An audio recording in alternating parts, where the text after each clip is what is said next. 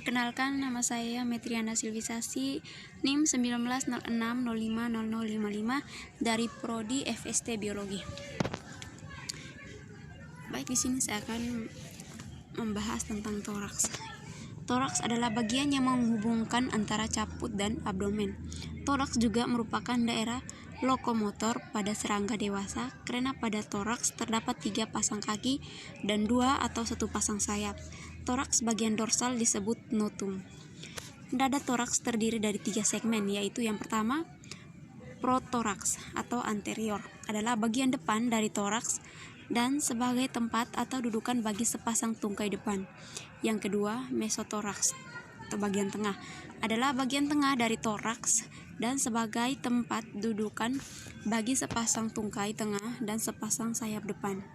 Yang ketiga, metatoraks atau posterior, adalah bagian belakang dari toraks dan sebagai tempat atau dudukan bagi sepasang tungkai belakang dan sepasang sayap belakang. Tiap-tiap segmen tertutup oleh eksoskeleton. Di bagian dorsal disebut tergum, di sisi lateral disebut pleura, dan di bagian ventral disebut sternum. Pada mesotoraks dan metatoraks masing-masing terdapat sepasang sayap. Sayap pada segmen mesotoraks merupakan sayap anterior dan disebut tegmina atau elytra. Istilah tegmina digunakan untuk sebutan sayap anterior dari anggota Orthoptera, contohnya belalang. Sedangkan elytra digunakan untuk sebutan sayap anterior anggota Ordocoleptera, contohnya itu kumbang. Sayap pada segmen metatoraks merupakan sayap posterior. Ditinjau dari strukturnya, sebuah sayap terdiri atas membran atas dan membran bawah. Sayap sebenarnya merupakan perluasan dari cuticula yang diperkuat dengan anyaman vena dan saraf yang bercabang-cabang. Di dalam vena, sayap terdapat trakea dan serabut saraf yang halus. Sayap anterior berupa lembaran tipis dan transparan. Pada waktu istirahat, sayap posterior terdapat di bawah sayap anterior. Berdasarkan perbandingan dari aneka ragam sayap, pada dasarnya tetap mengikuti prinsip rangkaian vena longitudinal dari anterior menuju ke posterior, yaitu sebagai berikut. Yang pertama, costa, tidak bercabang, terletak pada atau di tepi sayap. Yang berikut, B. Subcosta, ujungnya bercabang 2 dan mendekati ujung basal dan kemungkinan berhubungan dengan costa melalui vena humeral. Yang ke C. Radial dengan 2 cabang. Cabang pertama tidak bercabang, sedangkan cabang kedua disebut sektor radial dan ujungnya dari sektor radial bercabang. Yang ke D. Media, kedua cabang menghasilkan 4 cabang. Yang ke E. Cubitus, cabang dari cubitus menghasilkan 2-3 cabang. Yang ke F. Anal, vena yang tidak bercabang dan bernomor 1, 2, 3, dan seterusnya. Penomoran ini dimulai dari sisi anterior menuju ke posterior.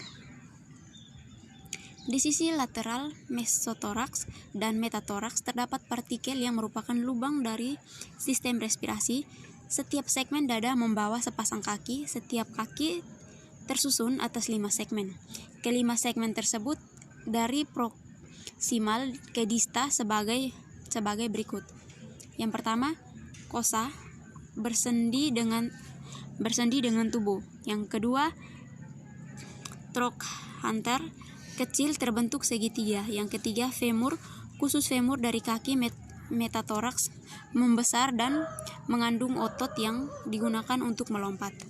Yang keempat, tibia, ramping dan berduri. Yang kelima, tarsus, terdiri atas 3 segmen yang tampak. Salah satu yang bersendi dengan tibia memiliki 3 bantalan permukaan ventral, sedangkan segmen paling ujung dilengkapi sepasang cakar yang terletak di antara lobus berdaging. Baik, saya akan melanjutkan ke materi yang kedua, abdomen atau perut. Abdomen serangga merupakan bagian tubuh yang memuat alat pencernaan, ekskresi, dan reproduksi. Abdomen serangga terdiri dari beberapa ruas, rata-rata 9-10 ruas, Jumlah segmen abdomen embrio insekta adalah 11 dan masing-masing segmen membawa sepasang appendix rudimenter. Sedangkan pada insekta fase dewasa abdomennya tidak memiliki appendix dan sejumlah segmen biasanya mereduksi. Segmen pertama abdomen belakang berfungsi dengan metatoraks. Hasil penggabungan ini hanya terdiri atas tergum saja, dan di setiap sisi segmen ini terdapat sebuah membran timpani berbentuk oval yang merupakan penutup sebuah kantung pendengaran. Pada segmen ke-9 dan ke-10 sterumnya berfungsi, sedangkan tergumnya hanya sebagian saja yang berfungsi. Segmen ke-11 hanya terdiri atas tergum saja dan membentuk alat genitalia. Pada hewan jantan terdiri atas lempeng subgenital, 2 lempeng prodikal dan 2 cerci. Sedangkan pada hewan betina memiliki 2 lempeng prodikal, 2 cerci, dan 3 pasang lempeng yang dapat digerakkan di mana membentuk ovipositor, alat untuk meletakkan telur. Sesungguhnya terdapat sejumlah serangga yang tidak memiliki ovipositor. Dengan demikian, serangga ini menggunakan cara lain untuk meletakkan telurnya.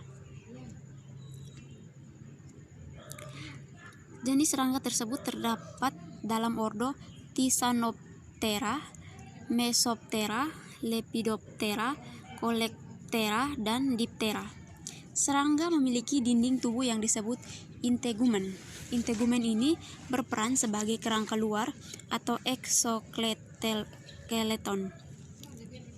Integumen terdiri dari 3 lapisan utama, yaitu yang pertama, lapisan dasar atau basement membran dengan ketebalan kurang lebih. Yang kedua, epidermis atau hipodermis yang mempunyai ketebalan 1 sel. Yang ketiga, lapisan kutikula yang tebalnya kurang lebih 1 meter. Kutikula terdiri dari sel-sel mati yang dibentuk oleh sel hidup di bawahnya, yaitu epikutikula, dan terdiri dari prokutikula dan epikutikula. Prokutikula terdiri dari lapisan yang lebih tebal dibandingkan epikutikula. Prokutikula terdiri dari lapisan endokutikula dan eksokutikula. Epikutikula merupakan lapisan tipis yang biasanya terdiri dari, yang pertama, lapisan dalam disebut lapisan kotikulin atau lipoprotein. Yang kedua, lapisan luar disebut lapisan lilin yang sulit ditembus air. Bagian yang mengeras dari kutikula terutama terdapat pada lapisan eksokutikula, disebabkan oleh adanya sklerotin sebagai hasil dari protein pengerasan yang disebut dengan sklerotisasi. Kutikula relatif permeabel, dan bila keadaannya tipis maka dapat dilalui oleh air dan gas. Pada kutikula sering dijumpai, yaitu yang pertama, suklus, yaitu lekukan pada kutikula bagian luar. Yang kedua, sutura, yaitu garis persatuan antara 2 sklerit yang terpisah.